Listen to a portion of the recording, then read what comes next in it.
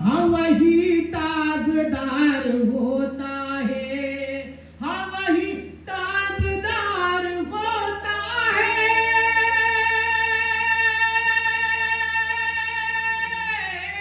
ہاں وہی تاجدار ہوتا ہے، اور جس کو آقا سے پیار ہوتا ہے، جس کو آقا سے پیار ہوتا ہے، جس کو آقا سے پیار ہوتا ہے، جس کو آقا سے پیار ہوتا ہے، ہاں وہی تاجدار ہوتا ہے۔ اور کیونکہ یہ ہمارے بزرگوار حضرات بھی کہتے ہیں اور ہمارے اسلافوں نے بھی یہی کہا ہے، کیا کہا ہے؟ بن بہتر لگے، اچھا لگے تو مجھے بھی دعاؤں سے نواز دیں کہ جس میں شامل ہے خاک طیبہ کی، کہ جس میں شامل ہے خاک طیبہ کی، یعنی مٹی کہاں کی؟ مدینہ منورہ کی، کہ جس میں شامل ہے خاک طیبہ کی، کہ جس میں شامل ہے خاک طیبہ کی، جس میں شامل ہے خاک طیبہ کی، وہ بدن خوشبودار ہوتا ہے، وہ بدن خوشبودار ہوتا ہے، وہ بدن خوشبودار ہوتا ہے، جس کو آقا سے پیار ہوتا ہے، جس کو آقا سے پیار ہوتا ہے۔ اور ماں کے حوالے سے آپ سبھی کی نظر ہے، ماں کے دل کی دعاؤں کا سایہ، سبحان اللہ سبحان اللہ، ماں کے دل کی دعاؤں کا سایہ، کیونکہ ماں جب دعا کرتی ہے بچے کے لیے تو کتنی مصیبت ہو، مشکلات ہو، سے پار ہو جاتا ہے، تو کہتا ہے کہ ماں کے دل کی دعاؤں کا سایہ، ماں کے دل کی دعاؤں کا سایہ، کہ ماں کے دل کی دعاؤں کا سایہ، ماں کے دل کی دعاؤں کا سایہ، راہ میں پہرے دار ہوتا ہے، راہ میں پہرے دار ہوتا ہے، راہ میں پہرے دار ہوتا ہے، ہاں وہی تاجدار ہوتا ہے۔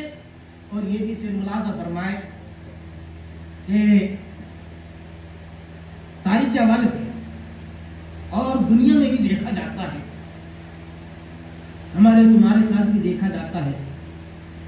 کہ جس وقت نبی کریم صلی اللہ تعالی علیہ وسلم کے چچا ابو طالب کے پاس مکہ کے چند افراد آئے، چند لوگ آئے اور آ کر کہنے لگے کہ اے ابو طالب، تو اپنے بھتیجے محمد کو ہمارے حوالے کر دے، ورنہ کہہ دے کہ یہ نیا دین لے کر آیا ہے، اس سے پھر جائے، یا پھر ہمارے دین کو اختیار کر لے، اور نہیں تو ہم سے علیحدہ ہو جائے۔ تو ابو طالب نے کہا نبی کریم صلی اللہ تعالی علیہ وسلم سے کہ بیٹا کچھ دن کے لیے اسے ملتوی کر دیا جائے، کچھ دن کے لیے یہ درس دینا جو ہے ملتوی یعنی بند کر دیا جائے، اور نہیں تو اگر یہ بات اگر تم نے نہ چھوڑی، دین کی تلقین کرنا نہ چھوڑی، تو میرا سایہ نہ تکنا، میرا سہارا نہ لینا۔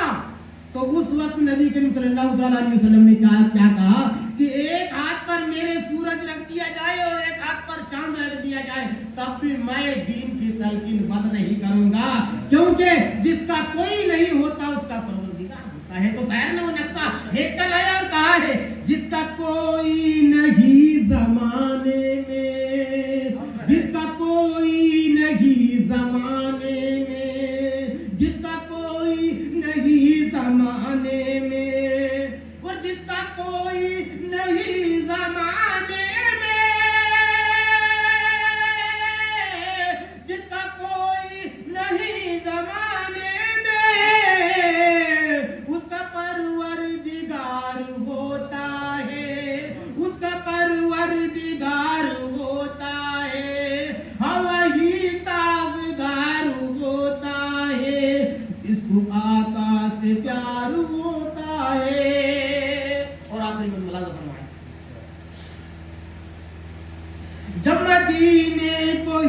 چلے رہبر،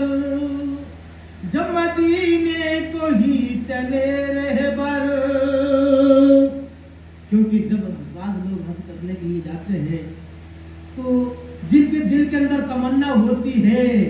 وہ انہیں دیکھتے ہیں اور آرزو لگائے ہوئے ہوتے ہیں اور کہتے ہیں کہ بھائی جب جاؤ تو نبی کریم صلی اللہ تعالیٰ علیہ وسلم کی بارگاہ میں میرے لیے بھی ارتضا کرنا، میرا سلام پیش کر دینا. تو اس لیے کہا کہ جب مدینے کو ہی چلے رہبر، جب مدینے کو ہی چلے رہبر، جب مدینے کو ہی چلے رہبر، جب مدینے کو ہی چلے رہبر، دل میرا بے قرار ہوتا ہے، دل میرا بے قرار ہوتا ہے، ہوا کی تازدار ہوتا ہے، جس کو آقا سے پیار ہوتا ہے. اور جب پیار ہو جاتا ہے تو پھر کہتا ہے کیا کہ دل بہلنے کو مدینے کی ہوا کافی ہے، دل بہلنے کو مدینے کی ہوا کافی ہے، کہ دل بہلنے کو مدینے کی ہوا کافی ہے، کہ دل بہلنے کو، دل بہلنے کو مدینے کی ہوا کافی ہے. تو گنگنانے کے لیے صلی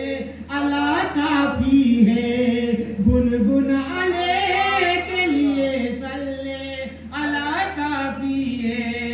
گنگنانے کے لیے صلی اللہ کافی ہے. اور